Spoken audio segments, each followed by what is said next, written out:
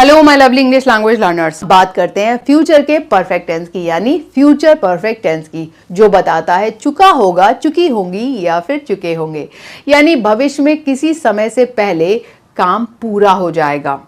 यानी action completed before a specific time in future, यानी भविष्य में किसी समय से पहले, यानी दिए हुए समय से पहले ही काम पूरा हो चुका होगा।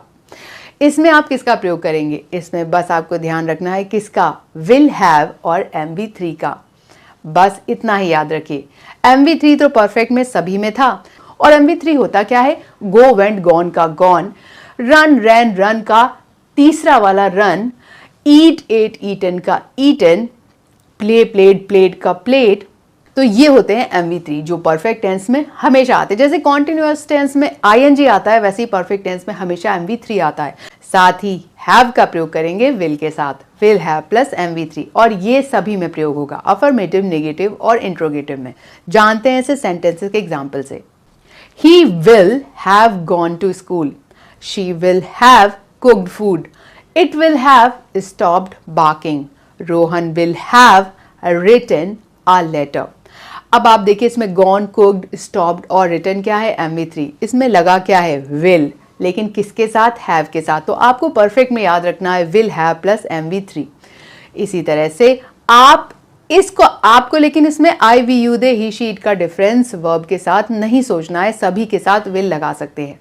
I will have eaten food, we will have played cricket, you will have read the book, they will have danced। इसी तरह नॉट के सेंटेंसेस में आप विल और हैव के बीच में नॉट का प्रयोग कर देंगे, लेकिन कोई चेंज नहीं है, will have plus MV3।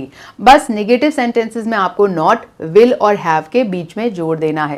He will not have gone to school, she will not have cooked food, it will not have stopped barking, Rohan will not have written a letter, I will not have eaten food, we will not have played cricket, you will not have read the book, they will not have danced।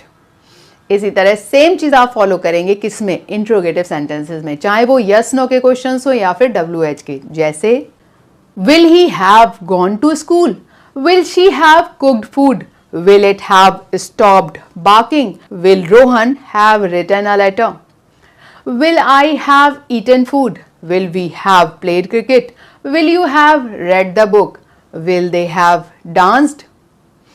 तो आप करिए will have plus MV3 का प्रयोग। इसी तरह से WH के questions में भी why will he have cried, what will she have cooked, when will it have stopped, where will Rohan have studied, where will I have gone, why will we have waited, what will you have done, where will they have lived।